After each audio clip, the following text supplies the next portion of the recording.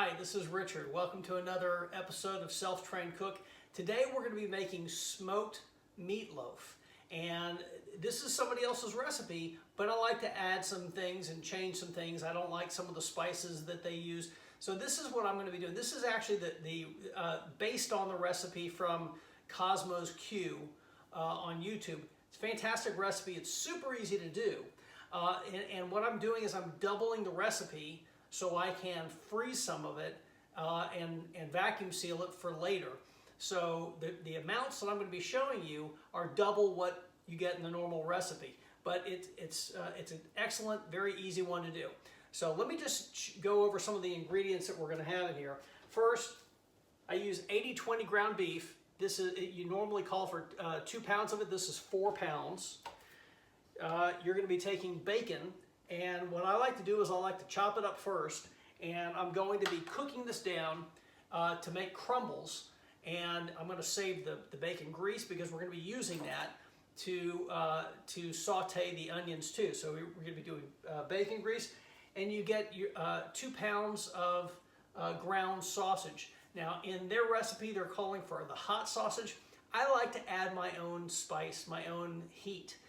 So I'll use crushed red pepper and some other spices that I have that has a spice, a heat that I know that I like, as opposed to using the spicy sausage, because you know it's very hard for you to take away any additional heat if you're using the already hot sausage. So I use just the regular sausage, and because this is a double recipe, I'm using 2 of these.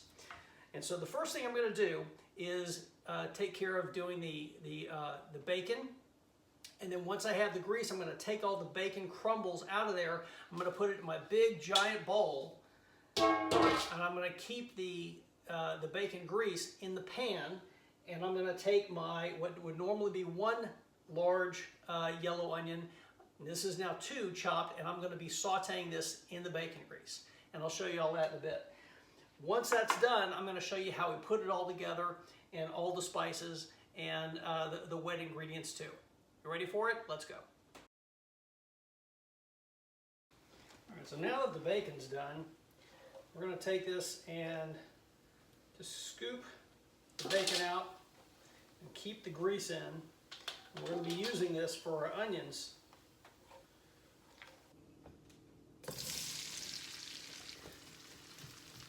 Now the goal is to get this as just until they get to be a little bit translucent. You don't want it to totally get too soft, because remember, it's going to be cooking in the meatloaf too.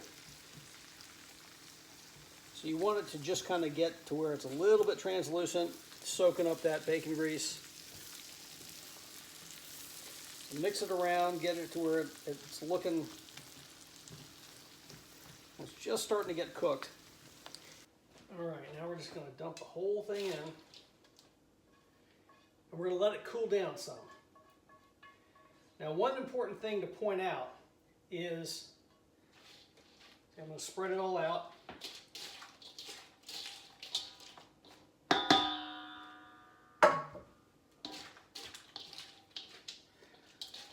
going to spread it all out. That's another reason why I like having such a big bowl, is you spread it all out enough to where it's easier to cool down. Because if it's all clumped up, it's gonna retain the heat.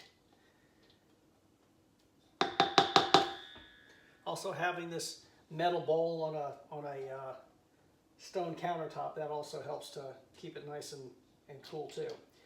So I'm gonna let this cool for a little while, and while it's cooling down, I'm going to mix in my wet ingredients. So mustard, and the amounts are going to be added in on the link below, or in the description below.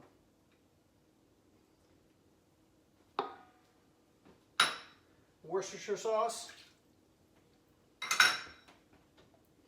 Ketchup. Now again, if you're looking to go low sugar, you can use sugar-free ketchup. Same thing with barbecue sauce. You can use sugar-free. Stubbs makes a great sugar-free barbecue sauce. And that's it for the wet ingredients right now. Gonna mix all this in, and that's gonna help to cool everything down too. We're gonna let it sit here like this for about 5 minutes, let it cool down a little bit, and then we're gonna mix in some of our dry ingredients. Okay, so it's had some time to sit for a little bit. Now we're gonna put in our meat.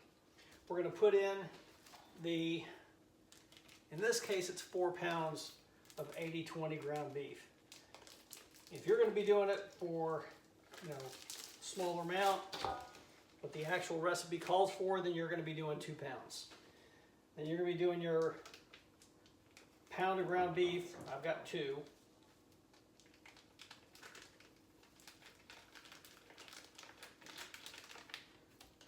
Sorry, ground sausage. I misspoke.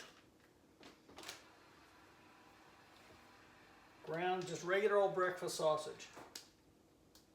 Now, also, if you are not wanting to eat pork for any reason, maybe it's just on your diet, you don't happen to like it, that's fine.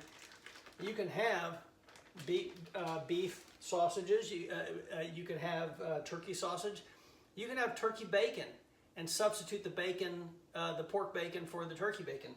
It all works, that's fine. One more thing to add in here is brown sugar. Now, if you're watching your sugars again, you don't have to use this. That's okay. I'm putting it in. And another thing that I do that's a little bit different from Cosmo's is I like to put in some sharp cheddar cheese, some grated sharp cheddar cheese. And I do that at the very end. I put everything else in, and we're putting in eggs as a binder and breadcrumbs. I'm going to wait to put the breadcrumbs in until nearly the last. Basically, the last 2 things to go in are going to be first the breadcrumbs and then the cheese, because you don't want the cheese to get all melty because of the heat that's in there already. So you want to let all the meat cool down everything else, and then it'll be fine to go. I've got the yellow mustard out because we're going to be showing you later on how we use this as a binder for the spices before we put it on the smoker tomorrow. Right now we're putting on some of my seasoning. I'm going to put roughly about 4 or 5 tablespoons of that. I eyeball it. A little bit of crushed pepper, just for good measure. That's about enough. Now we're going to do the eggs. All right. Now, mix it all together. Just keep mixing it until it's nice and blended. And then we're going to put the breadcrumbs in, give it that extra body.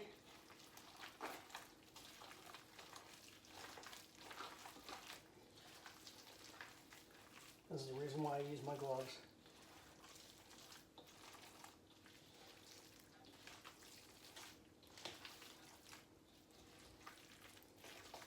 It doesn't have to be perfect.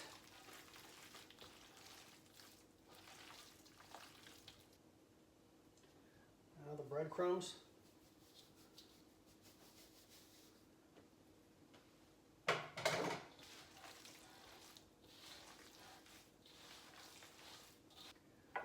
Now the cheese.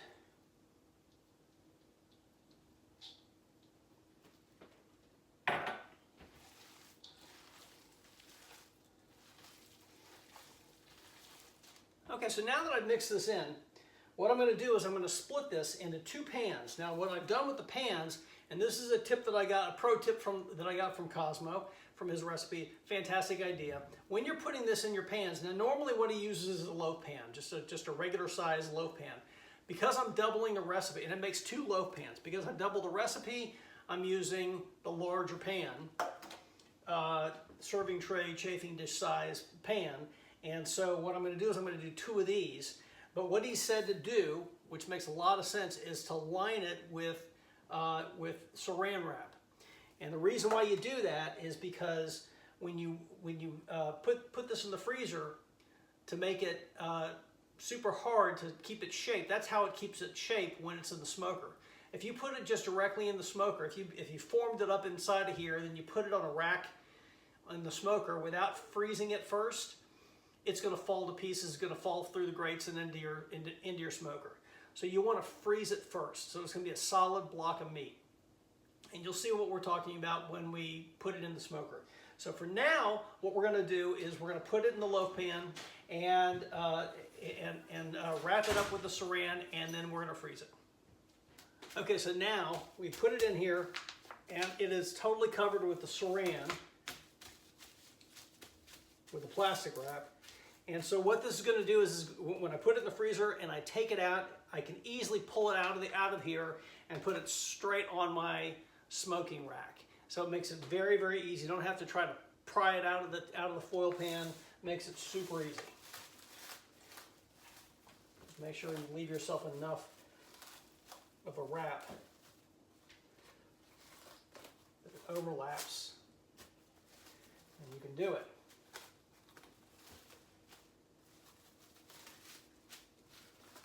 Just like that.